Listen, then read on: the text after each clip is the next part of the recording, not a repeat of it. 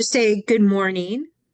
And I do have a bunch of announcements, but I will say that there's gobs of papers. So Liz, I'm going to let you know. Can you put them in the um, chat? And then I will just direct people to it because we have like 10 or 12 papers that got published in the last few weeks. And that's going to be, I'll just point out that to everybody. Yeah, I'll paste everything individually in the chat, Perfect. Thank you so much. but I'll wait until most people are on so they can see it.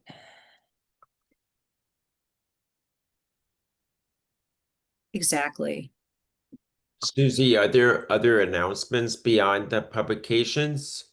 There's a few announcements. It'll only take us a moment, though. I Okay. mean, I think they're just more like awards and things like that.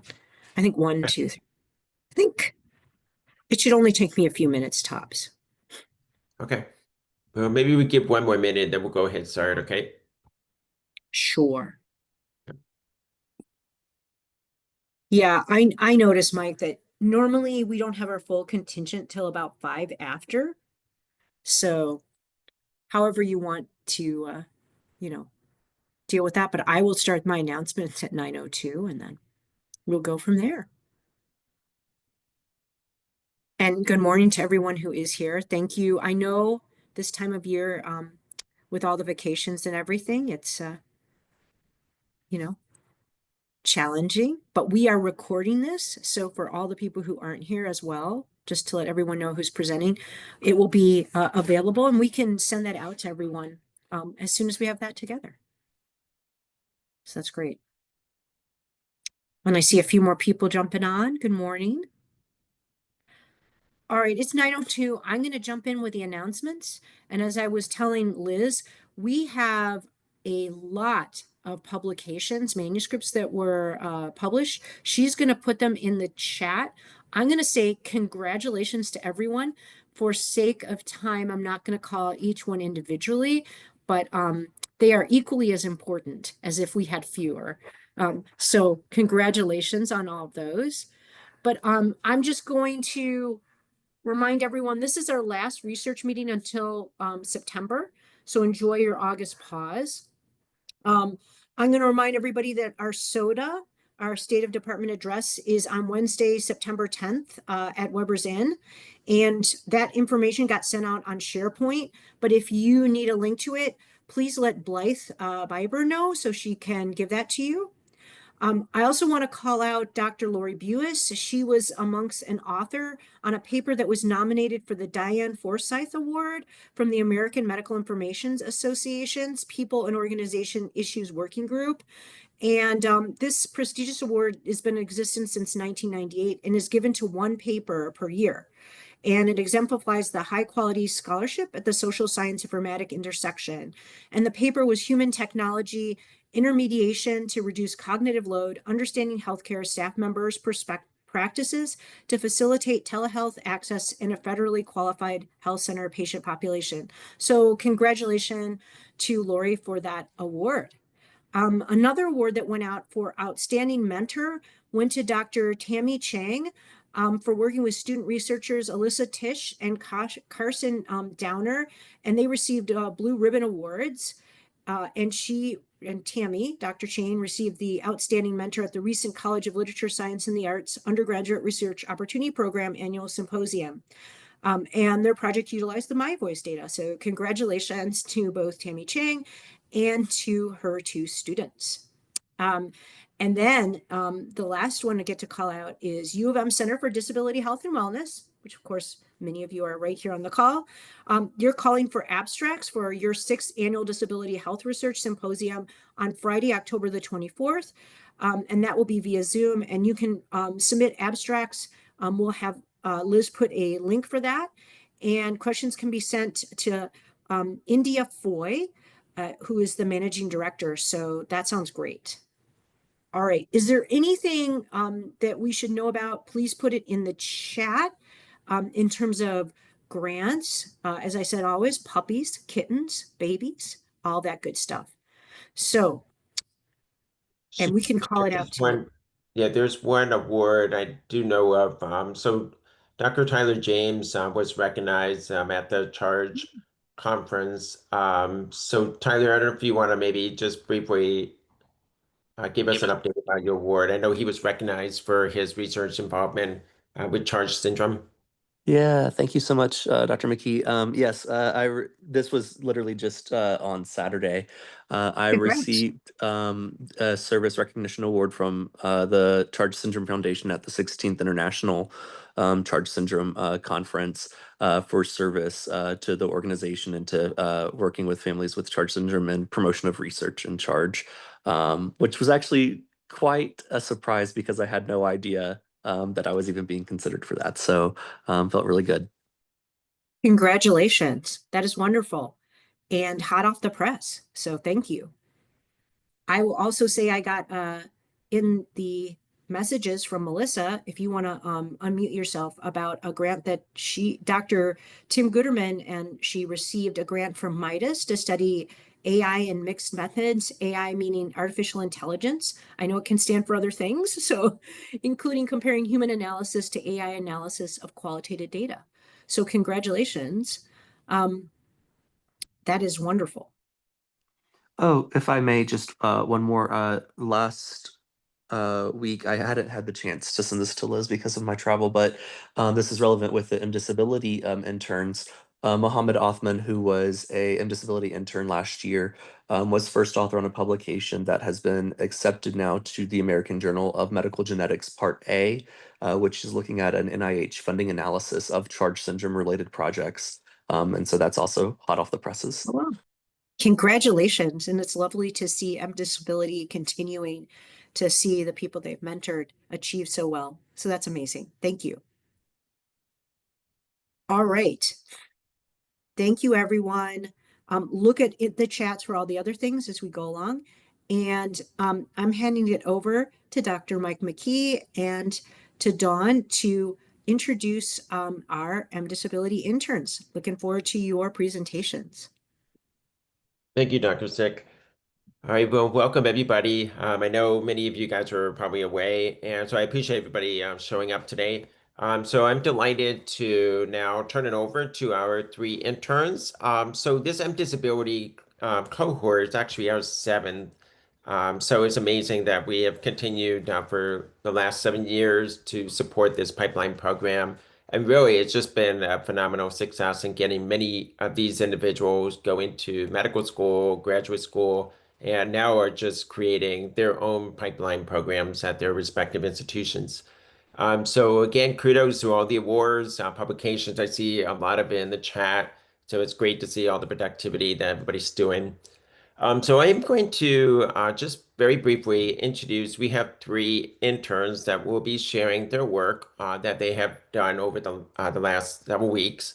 And first one is Rahee Amin. And Rahee is first of all supported by our MDisability program, and we'll be talking about a couple projects. And Jill Maudlin is supported by Dr. Sasso Disability Health Endowment Fund, and we'll be talking about a project that she is involved with.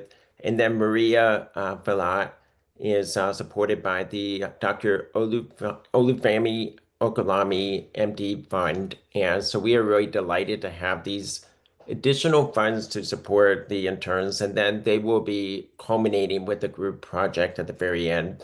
So we'll start with Rahee. Rahee, are you able to share your presentation? Yes, give me a second. All right, can you see my screen? I can. All right. All right, my name is Rahee Amin. I'm a gap year student. I'm also currently applying to medical school.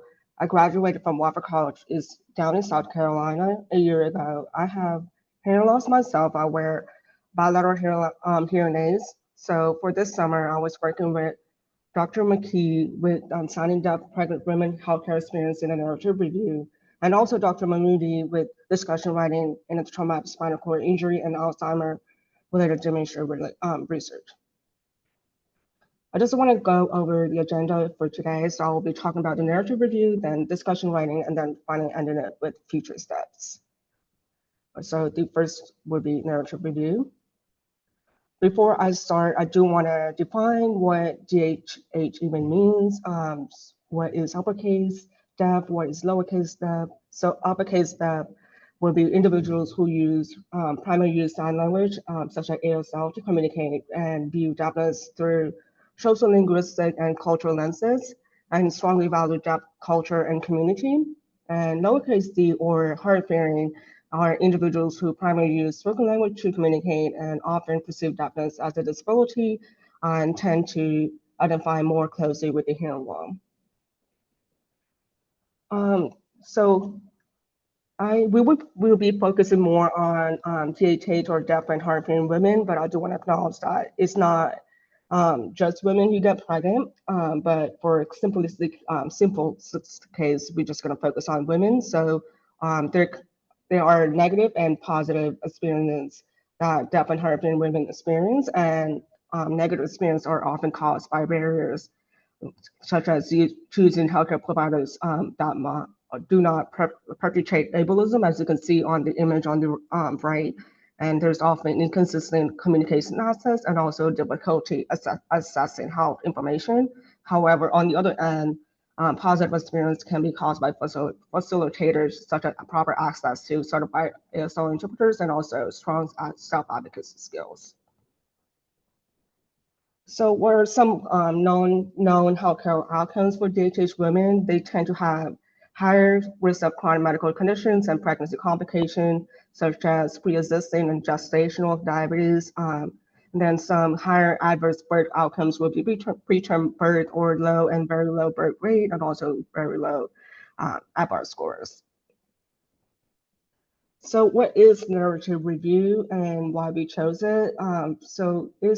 Narrative review tends to be most common type of articles that is used in medical literature, and it's also less rigid than systematic review because it doesn't have a formal search methodology, and we chose it because the timeline tends to be shorter due to less labor, and it's often used to guide project or interventions. All right, what was the research objective? So this narrative review aims to combine synthesized literature on healthcare experience barriers and outcome among deaf pregnant women in the United States, with particular attention to those who use American Sign Language.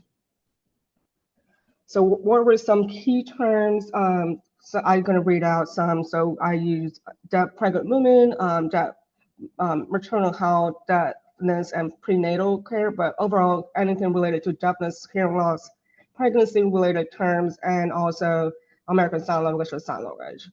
And so I use PubMed, Google Scholars, and Scopus as some databases.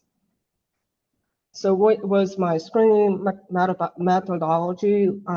Inclusion criteria was focusing more on the uppercase deaf women who use ASL and not hard women who tend to use more of an oral language. And the articles being in English, and the studies that we looked at were qualitative, quantitative, mixed methods, reviews, and reports from 2005 to 2025.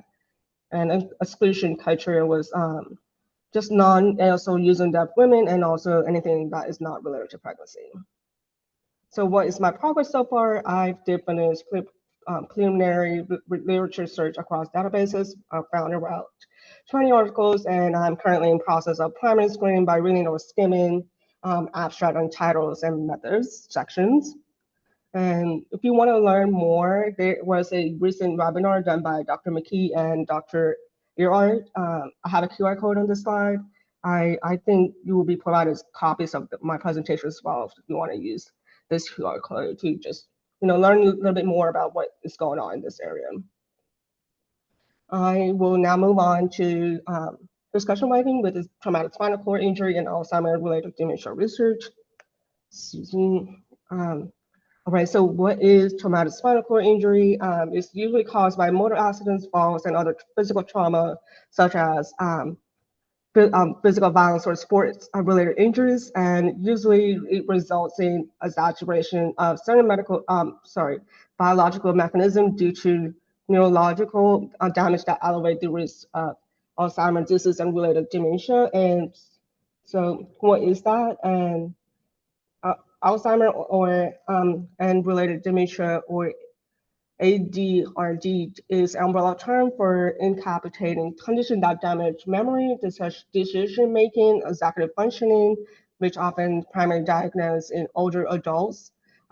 So some of the risks, of course, does include age, older age, and then also cardiometabolic and psychological illnesses, which are often secondary comorbid conditions that are more prevalent with people with traumatic spinal cord injury because of the mobility restriction. There is also some medication that can have a higher risk for ADRD, and that'll be some medications like opioids and antidepressant. This is also often prescribed for people after traumatic spinal cord injury. All right, so the current study, the manuscript I'm working, we have some announcement that we made. So we extended follow-up period to 10 years. We also model cumulative effect of chronic conditions, included prescription drug use as a cohort, and also focus more on incidence cases and not just prevalence to have a stronger and precise data.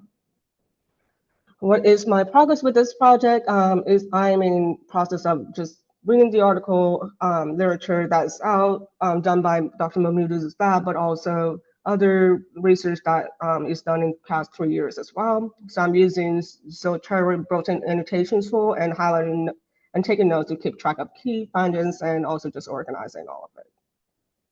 So what are my next steps?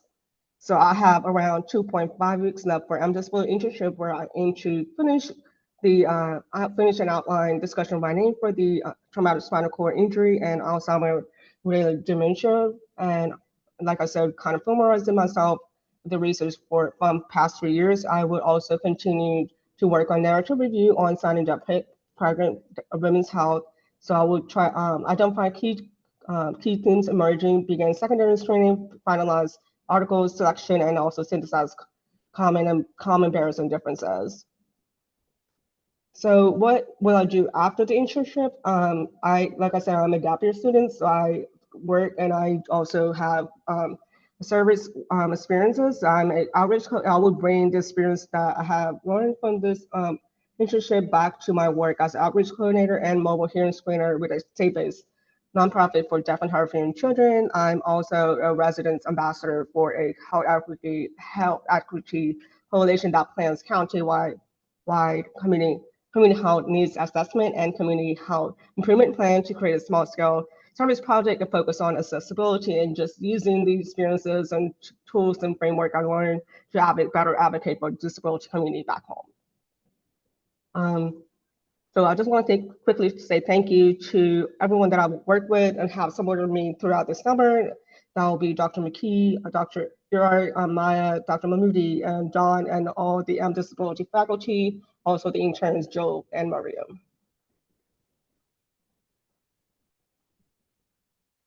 All right, any questions?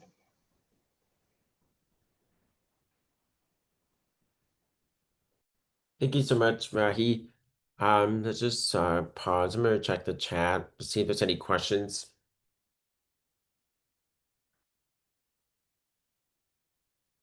Okay. I'm sure there will be questions that will come up. Just want to make sure we get through all these 3 presentations.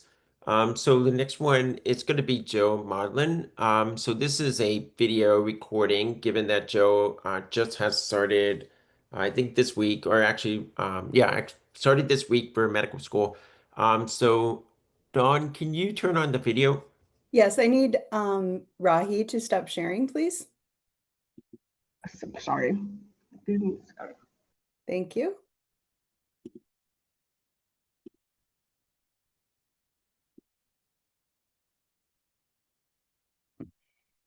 Hi, everyone, and thank you for having me. I wish I could be live with you today, but I hope my recorded presentation is still informative. Today, I'll be talking about my primary project for the MDisability Summer Internship, which was Disability Policies in Graduate Medical Education, or GME. My mentors for this project were Dr. Lisa Meeks and Dr. Zoe Sheets, and I want to thank both of them for their support. For accessibility, I've enabled PowerPoint captions, run the slides through an accessibility checker to add alt text, and included a script with the outline of what I'm going to say, as well as alt text. Dawn has access to the script and to the slides, so Dawn, if you could please put that in the chat so folks can follow along if they'd like, I'd really appreciate it. And let's get started.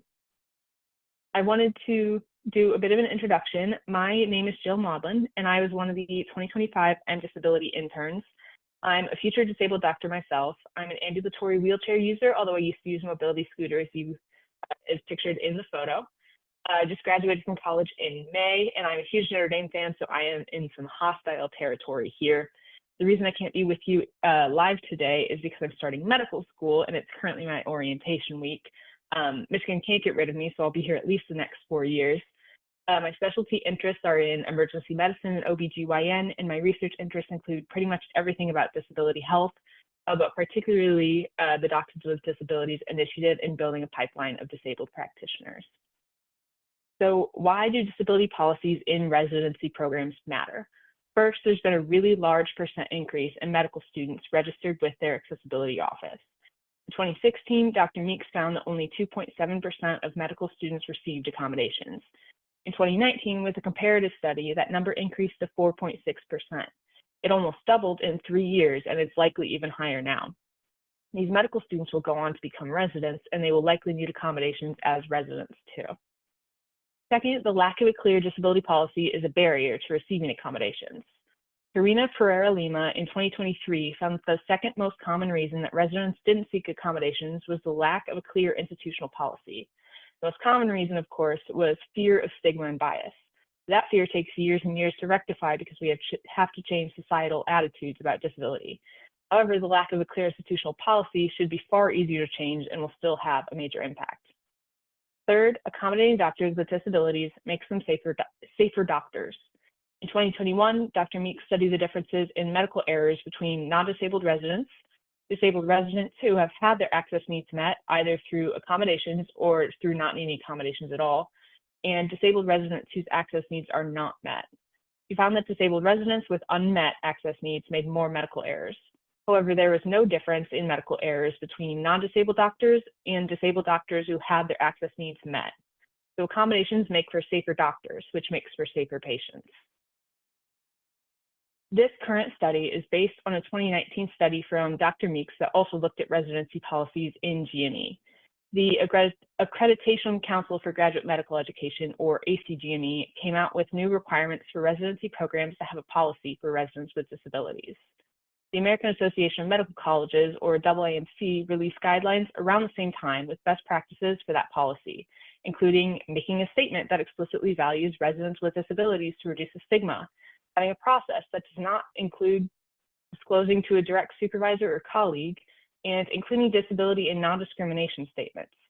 These guidelines were released in 2018, and this 2019 study provided a baseline for whether programs complied with the requirements and guidelines when the study was published. The researchers looked at the 50 biggest residency programs in the US, which included about a quarter of all residents in the country. They looked online for house staff manuals, and if they weren't publicly available, they emailed the program up to 3 times to get the manual. They received 47 manuals in total. When coding, they gathered data on many different data points, including the presence of a disability policy, so whether the policy was publicly available online, being clear information, or if it was not available online but was provided via email, did they have a disability policy?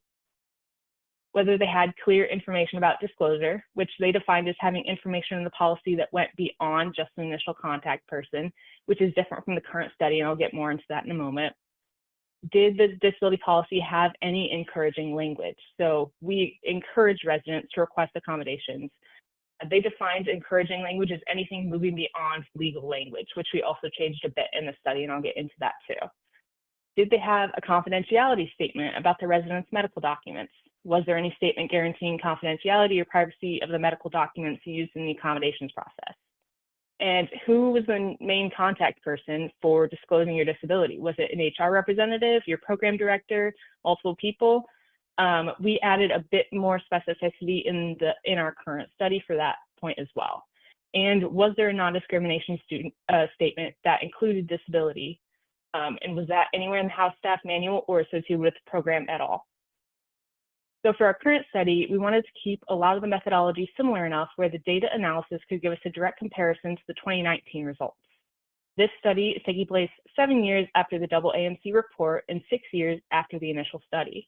We also looked at the current 50 biggest residency programs in the country, and we included an additional 4 that were in the top 50 in the 2019 study so that we could make sure we could do a direct comparison between the two. We gathered very similar data to the original report, so I won't go through everything again, but I do want to highlight some changes. First, if we could not find the policy online, or if it was password protected, we would code it as having no policy at all. The reason why is pretty simple. We put ourselves in the position of being a fourth-year medical student with a disability applying to residency programs. If they couldn't access the disability policy of a program they were interested in, it's no more useful to that student than having no policy at all. We also added a new data point to code for the location of the policy. Because we were looking on online sites rather than only in the house staff manuals, we included whether the policy was GME specific or if it was institutional. If it was institutional, we included whether it was referenced by GME or not. We also had an open coded location of the policy where we could get more specific about where we found the policy. This also helped with intercoder reliability because we could make sure that we were coding the same things. The next change we made was in the data point about clear information about disclosure. The initial code defined this as a binary. You have more information than a contact person, or you don't. However, a lot of the programs just had information for a contact person. So we wanted to make it go from a binary to having multiple options. So we coded it as a 1 if they had all of the necessary information for a policy. So they had a contact person, they had an expected timeline, they had documentation requirements, an outline of institutional and resident responsibilities, and the implementation process for accommodations. A 2 if they had some but not all of this information, a 3 if they only had a contact person, and a 0 if they didn't have any of this information. And then we coded a 99 if the policy wasn't available at all. We also changed the operationalization of encouraging language. We decided that the language has to say that they value, encourage, support, and/or welcome residents with disabilities. And this was done to avoid some of the ambiguity in coding that could come if you just put it as beyond legal language. We also added a code about the specificity of the main contact person. Many institutions want you to include medical information in an email that's sent to a generic email address when you don't know how often the email is checked or who has access to it. So we coded if they had a specific person to disclose to and that person's contact information, or maybe they had a generic email or phone number as the only option. Maybe there was a person or entity listed with no contact information at all, or they might not have any person or contact information listed. The last 2 changes we made for coding were the presence of a grievance process in the policy, and the date of the last revision of the policy. The first was important because this is what residents have to fall back on if their access needs are not being met. The second was added from more of an analysis lens. We wanted to see if the policies had been revised since the ACGME requirements and AAMC guidelines were released, if the institutions still did not follow them. This was open coded with a month and a year. So for our process, the first thing we had to do was a literature review. So I used code word combinations like GME disability policy, residency disability policy, and graduate medical education disability statement. I also looked through sources in the cited by section of each paper I read to go both forwards and backwards in time. Next came coding, which we are still in the process of. Gabe Abrams and I, and Gabe is another med student on the project, we coded separately. We looked for all of the policies separately and then coded them.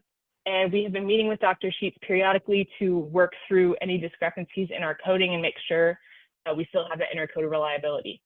And then next up in the project will be data analysis and a comparison to the 2019 study. And then we will begin drafting manuscripts. So for some preliminary results, I wish I could give any sort of complete picture of the results, but we've only worked through a fraction of the programs together, so those results wouldn't be representative of our final data. If I had to predict what we will find, I would say that we will find an increased number of institutions with a disability policy because it is an ACGME requirement, but I don't think there would be a lot of change in the rest of these data points because they are best practices rather than required for accreditation. And I wanted to include the articles I referenced here in the background and in the 2019 study. I apologize for the small text. That was the only way it would fit, but email me if you are interested in a link to any of these articles. And I wanted to take a second to thank you all for making my summer internship such a positive experience. I especially wanted to thank Dr. Kim McKee and Dr. Meeks for providing mentorship on my primary and secondary projects, and to Dr. Mike McKee and Don Michael for helping the program run so smoothly. And feel free to email me at Maudlin, that's MAUDLIN, at umich.edu. And I hope you've enjoyed my presentation. Thank you all. All right, well, thank you to Jill for that wonderful recording. And we're excited that she is going to be here with us in the next 4 years. If there are questions, I know she already provided an email address. We can also, if you have any in the chat, we can forward it to Jill. So thank you. So we're going to go ahead and move on to our final presenter, and then we'll move to the group project. So Maria Velat.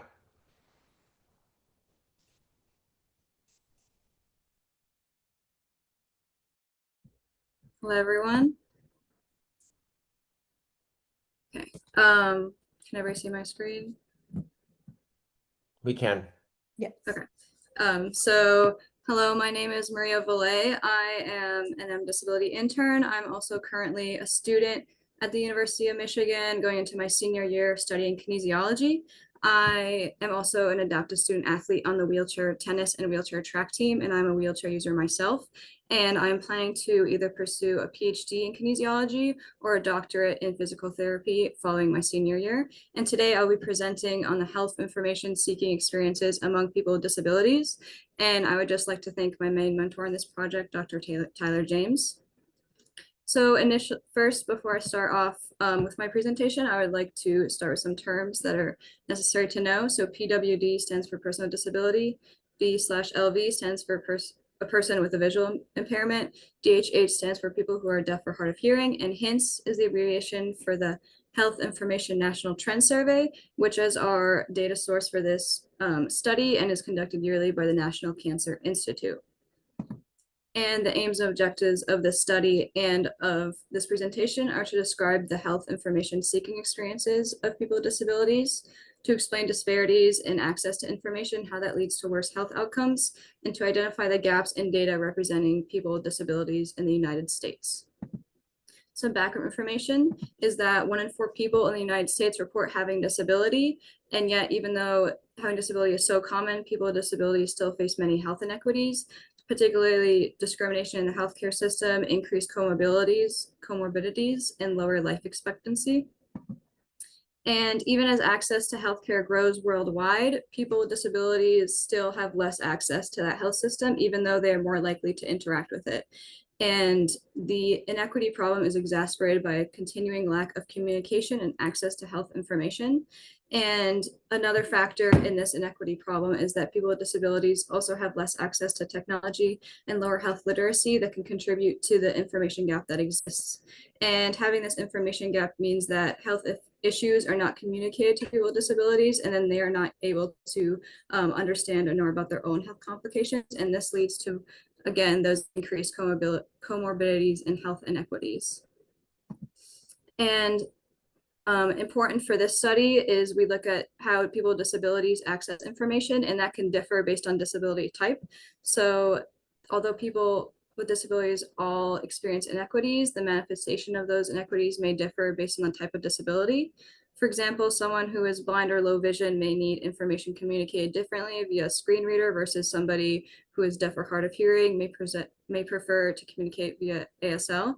And in contrast, people with mobility and pain-related disabilities may not have different communication needs, but they may have lower technology use and health literacy that affects how they access information. And these problems are also confounding. So someone who is blind or low vision also likely has lower technology use and health literacy. And the time of onset for disability also affects how someone interacts with health systems. So someone who is born with a disability may never experience equitable access, whereas someone who has an acquired disability may already have established care and better access to information based on the fact that they were born without a disability. And this connection between information, health inequities, and people with disabilities is severely understudied.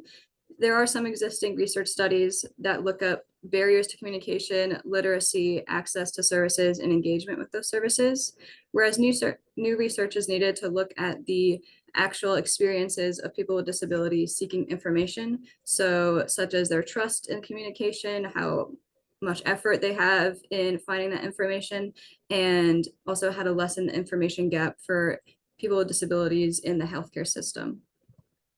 So for our methods, our data source was the HINTS survey, and this is conducted yearly and collects information about access to and use of cancer information. And it uses a nationally representative sample of civilian adults in the United States. And the most recent survey, HINTS 7, collected demographics, which included 4 different types of disability for the first time. And this allowed us to not only look at how people with disabilities access health information differently, but also how that may differ based on the type of disability. And so because of these demographics, our focal variables became not having a disability, being deaf or hard of hearing, having a visual impairment, having a physical or mobility impairment, having chronic pain, and also having multiple disabilities. And so here is the disability demographics that we found from this survey. As you can see, having multiple disabilities was most common if you had a disability at all. And then if you only had one disability, then chronic pain was the most common.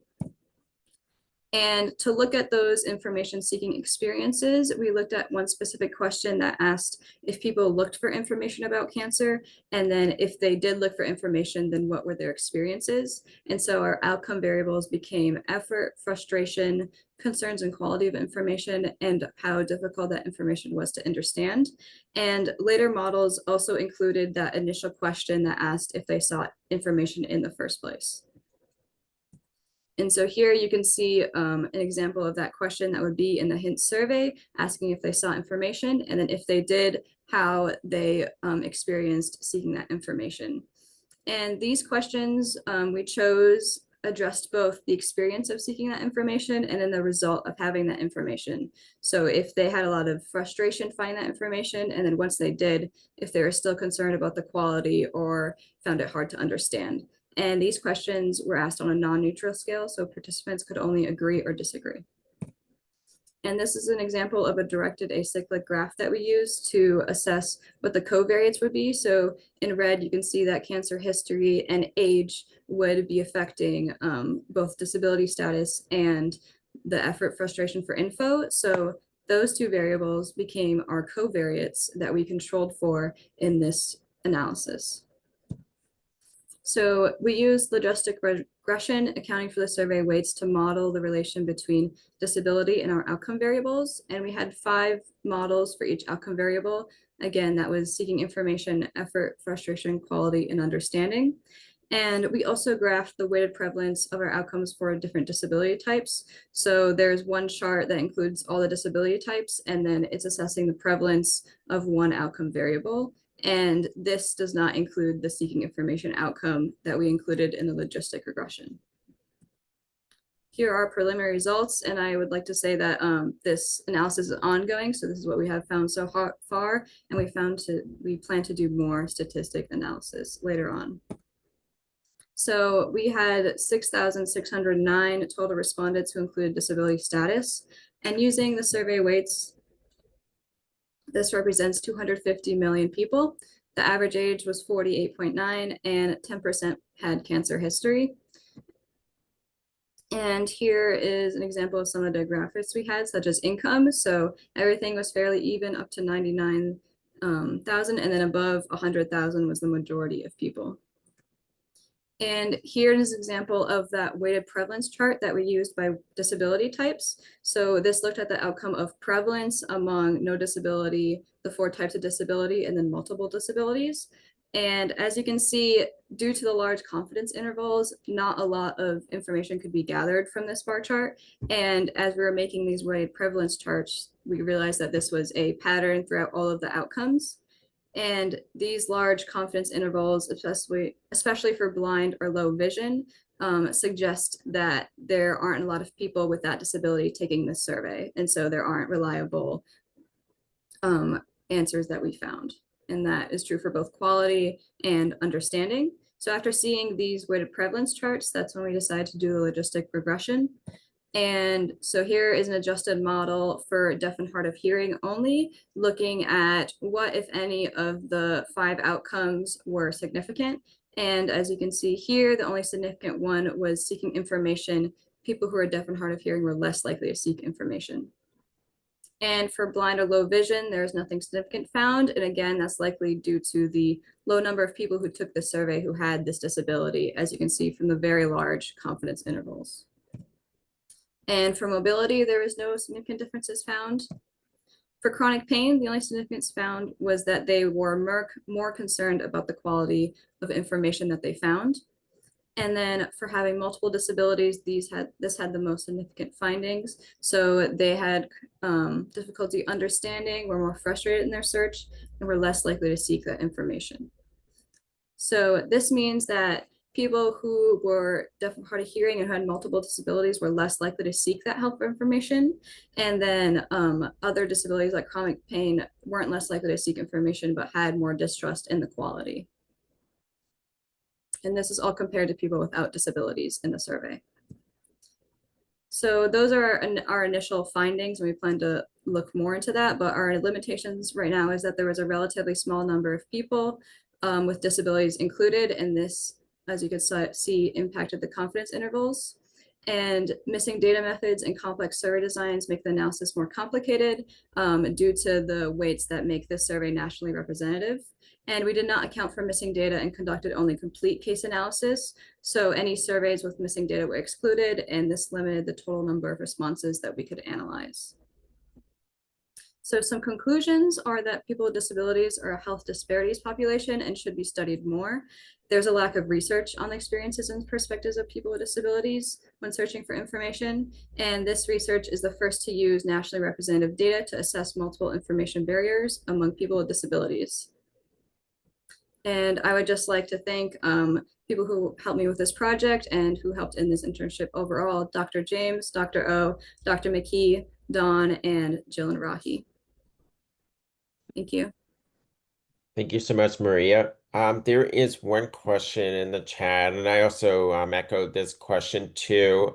Could you provide a little bit more information about why so few individuals with disabilities actually participate in this survey? And maybe just a compliment, since it's on the same topic, on how they were able to try to make the survey accessible or not. Yeah, so this survey was more accessible than past ones because there was both a mail version and an online version, but that still is not very accessible, and that's why we think not a lot of people who were blind or low vision took it, because it's still hard to see, and they aren't more likely to put in the extra effort to take that survey if it's not accessible to them. And the same for those who are deaf or hard of hearing, prefer ASL. There is no alternative for that for this survey. Thank you so much, Maria. Well, just for the sake of time, let's move on to the group projects. I know Jill is not here, and so Rahee, Amin, and Maria Velat will be presenting the group projects together. So who wants to take the lead? I will be sharing. Give me a second. All right. Can you see my screen? Yep. Yes. All right. So I will be starting this presentation, and we would like to note that this is a group project and Jill was included, but since she's not here, we will be presenting it and just noting her major contributions. So this project was looking at developing a disability resource guide for family medicine to foster support for patients with disabilities. And some background information that you may have already heard is that disability affects all of us. So 1 in 4 adults in the United States have some disability. And even though disability is very common, people with disabilities face a lot of inequities in the health systems. And the poor health outcomes are very prevalent. And you can see in this infographic, for example, adults with disabilities are twice as likely to smoke and much more likely to have heart disease. And we think that a major contributing to this poor health outcomes is that only 52% of medical schools provide disability awareness education, and this lack of education increases those healthcare disparities. And since there's lack of education, then there's low healthcare provider awareness. And again, there's no required ACGME residency requirements about disability health. And this limits the amount of knowledge about disability related resources. And the role of information in this health inequity problem is that physicians are a trusted major source of information. And so if they don't learn about disability health, then they won't be able to provide that information to their patients. And then the secondary source of information that a lot of people use is online. And that can be very difficult to navigate, especially if you have a disability that affects your communication. And so the goal of this was to solve that problem and kind of collect the information for people with disabilities and providers. And there are other resources like that, such as United Way, which has a 211 helpline, but maybe many of those links are broken and the information is out of date. So we just hope to improve on those resources and make it easier to use. And the guiding framework that we used for this project was the MDisability page, and looking at specifically how to improve lives for people with disabilities, and looking at resource building, so having provider guides and patient resources, and we combine those two to make a provider guide that gives patients resources. So the project purpose was to build a guide to assist family medicine and other primary care providers in locating resources for patients with disabilities. And using this resource guide should help providers navigate support system with and for their patients.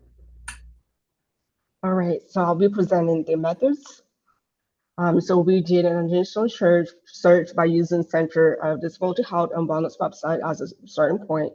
As you may see on the right, there's a screenshot, and then under the About section, there is something called CDHW partners, and there's a whole list of partners. We just start with that and went from there. And then we conducted a Google search with key terms that were variation of free, on-loan equipment, assistive devices, and service animals. And some of the examples will be white canes, wheelchairs, trained sight dogs, and so on and so forth. And also caregiver resources, disability trainings for providers. We also found other community-based organization and partner organization by going through partner organization on resources website, as you have seen on the previous slide. And we found some of the Michigan chapters of national disability organizations, such as a Michigan chapter of Disability Rights, Michigan chapters of Autism Alliance, and we also contacted key local organizations with a script to ask more about the services and also recommendation for other organizations. We have a screenshot of the Excel sheet that we put all the information in, but I do want to highlight some data we collected first. So we collected function of the resources, type of organization, is it U of M, external company or connection, government, or is it community-based organization? Where is it located? Is it in Ann Arbor?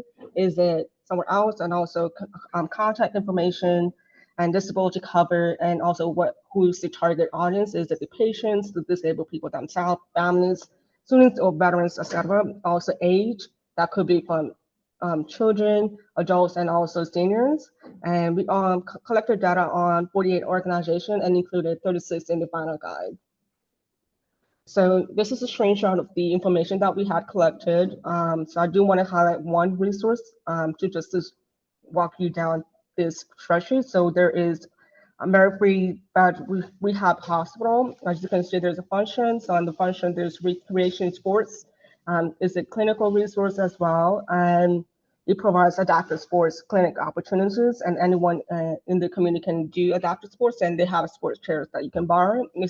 What kind of resources it is not connected to U of M, so it's not a community-based organization, so it's a external connection. And where is it located? And it's in others, so Grand Rapids, and we have contact information to put into our final product as well. And also Disability Serve, you may see there's a blue a tab that says PHY, that's a physical disability, and who are the audience, and that's patient. That is also a little bit cut off, but it's patient, and you can see with the other resources as well.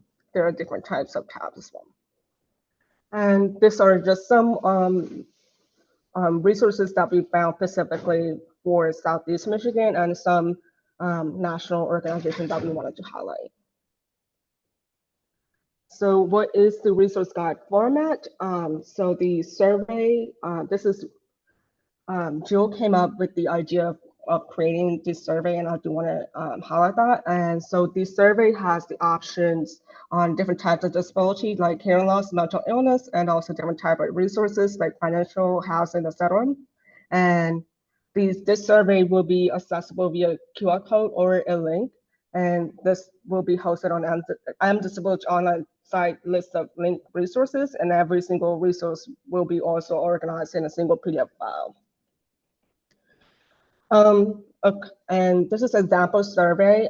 We will be walking you down 2 examples, but I just want to show you the broad views of the survey. So you would first of all choose the patient disability type. So what disability your patient have? Is it hearing loss or visual impairment, blindness, or is it mental illness, speech language, chronic pain, and illnesses? You will pick one of that, and you can also, if you have multiple, you can take the survey multiple times. And second step would be to choose which resource your patient is looking for. Is it case management, community, financial, employment, housing, equipment, and of course, if they're looking for multiple categories of resources, please also take this survey multiple times as well. So we have an example scenario here. So you see a young adult patient with a recent spinal cord injury, and they want to remain physically active and would like to get more involved in the disabled community. So then how would you find resources that fit their needs quickly? So if you go to the MDisability resource page and take this guide and / survey that we created, you will be able to see some resources that are available for someone with a physical disability seeking recreation. For example, there's University of Michigan Adaptive Sports and Fitness, UMAS, and Mary Free Bed Rehab Hospital. And second scenario would be your primary care provider caring for that patient, and the patient is looking for counseling and mental health resources. Also, the patient also wants to inform the mental health counselor that it's necessary to provide ASL interpreters. So how would you find resources that fit their needs? Once again, you would go on the MDisability resource page and take the survey. Once again, there's 2 different needs. One is finding counseling, and the other one is finding advocacy skills to advocate for ASL interpreters. And so you would take the survey 2 times. So with the case management, clinical related resources will be DAP counseling, DAP-CAN, and then advocacy resource DAP-CAN again, and Michigan DAP Association, and also Michigan Hands and Voices chapter. And yep. So what were our main findings and gaps? Overall, when we call with this report, we have only 1 organization was able to answer the question. This is still ongoing to contact organizations. Overall, there were limited responses that we assume probably is because it's summer, people are away, and could be just because people are overwhelmed. And so we also thought resources could be better promoted and described on the website. Not all resources can be easily found, and the qualifications were not as clear.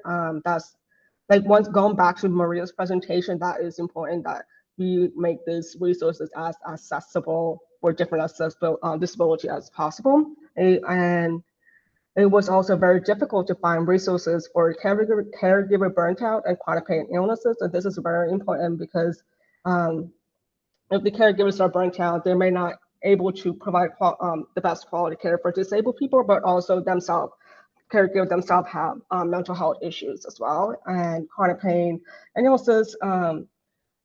There were just so much more resources on clinical resources and not so much for support group or any others, just any other non-clinical resources specifically for chronic pain and illnesses. It could be just because it's a broad category and it is an invisible disability as well.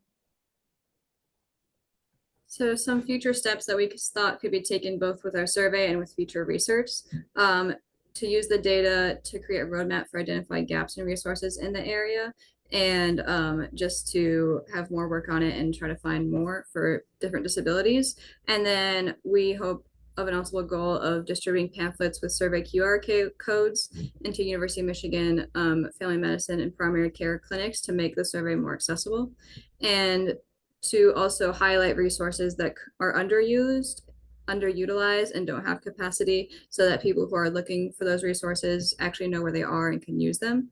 And to a future work could also go towards surveying people with disabilities to identify gaps in resources that they're looking for, either to try to find those resources or seeing what needs to be made to support people with disabilities. Any questions? And also, thank you.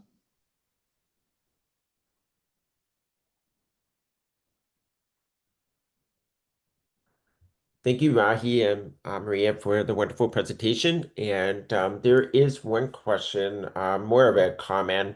As a former doc, asking me to fill out the survey for each disability would reduce the likelihood of using the time, using as time is so tight. Love the concept though. Any thoughts about that? Yeah, this is just like a preliminary like survey model. So once we see like how it works out and just what people are telling us, because it's hard to develop a qualitative survey like that, but we hope that it will be able to like evolve like that and become more useful for everyone. Thank you for that. So I know we're at the end of the hour. I do want to just say thank you for everybody who's been involved. And I know Maria and Rahee will continue with us for the next couple weeks. So first of all, thank you for the support from the department with the disability, and also for our gift funds that have been able to support 2 of our interns. And last but not least, I want to thank who have been involved with the disability. So we had a number of mentors.